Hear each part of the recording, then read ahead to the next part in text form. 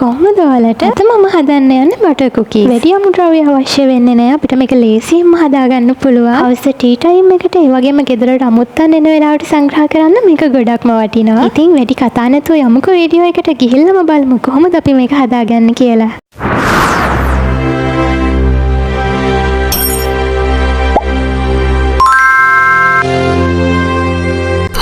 Subscribe.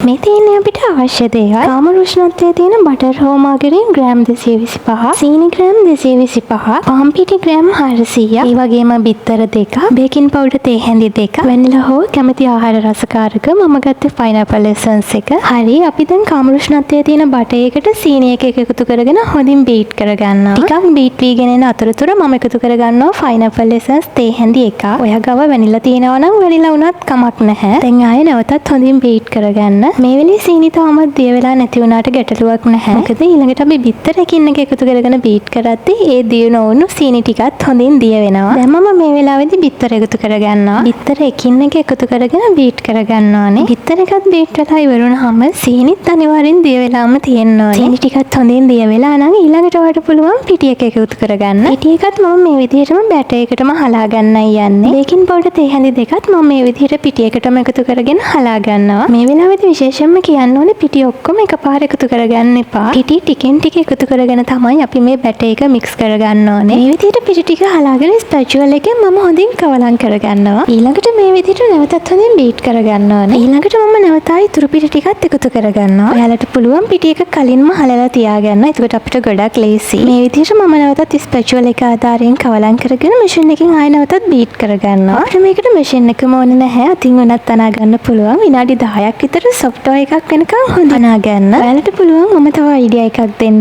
මේක ටිකක් දියාරු ගතියට හදාගත්තොත් ඔයාලට පුළුවන් පයිපින් බෑග් එකක් ආධාරයෙන් නොසෙල් එකක් මගින් මේක බේකින් ට්‍රේ එකකටම වක් කරගන්න. එතකොට ඔයාලට කාල වේලාවත් ඉතිරි කරගන්න පුළුවන්. මම දැන් බැටර් එක හොඳට මික්ස් කරගෙන ඉවරයි. මම දැන් ඩෝ එකක් විදියට හොඳට ආයේ නීට් කරගන්න යන්නේ. මේ විදියට හොඳින් නීට් කරගෙන ඊට පස්සේ අපි මේක හොඳින් වහලා ෆ්‍රිජ් එකේ විනාඩි 20ක් තියාගන්නවා. මේ තින්නේ හරියටම විනාඩි 20කට පස්සේ. මම ඔයාලට කලින් කිව්වේ මේක පයිපින් බෑග් එකක් ආධාරයෙන් බේකින් ට්‍රේ එකකටම වක් කරගන්නත් පුළුවන් කියලා. එහෙම කරනවා නම් ඔයා මේක ෆ්‍රිජ් එකේ තියන්න ඕනේ නැහැ. මේක මික්ස් කරලා ඉවර වෙලා ඒ වෙලාවෙම පයිපින් බෑග් එකකට දාලා ඔයාලට පුළුවන් බේකින් ට්‍රේ එකට වක් කරලා ටික වෙලාවක් තියලා බේක් කරගන්න. මම අද යන්නේ කටර් එකකින් විවිධ හැඩතල වලට කපා ගන්න. එතකොට ටිකක් ඝන ගතියට තියෙන්න ඕනේ නිසා තමයි මම ෆ්‍රිජ් එකට දාලා ගන්නේ. මම මේක මේ විදිහට කොටස් දෙකකට බෙදා ගන්නවා. ඊළඟට මම මේක තුනී කරගන්නවා. ගොඩක් අපි මේක තුනී කරගන්නේ නැහැ. සෙන්ටිමීටරයක් තරම් ඝනකම තියෙන්න තමයි අපි මේක තුනී කරගන්නේ. ඊළඟට මම මේ විදිහට විශ්කම්බි අඟල් දෙකක් සහිත කටර් එකකින් මේ වගේ රවුන්ඩ් කපා ගන්නවා. මේ විදිහට කපා ගන්න රවුන්ඩ් ටික මම ඔයිල් පේපර් එකක් දාගෙන බේකින් ට්‍රේ එක උඩින්ම තියාගෙන ලෑස්ති කරගන්නවා. අපි කලින් වෙන් කරගත්ත ඉතිරි කොටසත් මේ විදිහටම ෂේප් කපා ගන්නවා. මම අද මේ ගත්ත ප්‍රමාණයන්ගෙන් අඟල් දෙකේ සයිස් කුකීස් 80ක් කපා ගන්න මට පුළුවන් වුණා. මේ තින්න මම බේක් කරගන්න ලෑස්ති කරගත්ත කුකීස් ට්‍රේ. ඉතින් මේ කුකීස් වල ලස්සන වැඩි කරගන්නත් රස වැඩි කරගන්නත් අවශ්‍ය නිසා මේ විදිහට ස්ට්‍රෝබෙරි ජෑම් ටිකකුත් එකතු කරගත්තා. මම මෙන්න මේ විදිහට ස්පැචුවල් එක ආධාරයෙන් තමයි හાર્ට් ෂේප් හදාගන්නේ. මේක ටිකක් වෙලා යනවා වගේ නම් ඔයාලට පුංචි ඩොට් එකක් වගේ තියාගන්නත් පුළුවන්. මේක ඔයාලට කැමති විදිහකට කැමති පාටකින් කැමති ජෑම් වර්ගකින් ඩෙකොරේට් කරගන්න පුළුවන්. මම මේ විදිහට තමයි ජෑම් ටික එකතු කරගත්තේ. මේ විදිහට ඔයාලට අමාරුයි කියලා හිතුණොත් පයිපින් බෑග් එකක් ආධාරයෙන් ඔයාලට ජෑම් ටික වක් කරගන්නත් පුළුවන්. මම ඔයාලට කලිනුත් කිව්වනේ මට මේ ප්‍රමාණයන්ගෙන් කුකීස් 80ක් හදාගන්න පුළුවන් වුණා. ඔයාට ඕනේ කුකීස් 40ක් නම් ඔයා මේ ගත්ත ප්‍රමාණයන්ගෙන් හරියටම භාගි අරගන්න. එහෙම වුණොත් අඟල් දෙකේ සයිස් කුකීස් ඔයාලට 40ක් හදාගන්න පුළුවන්. ඊට පස්සේ ඔයා මේ ලෑස්ති කරගත්ත ට්‍රේ ටික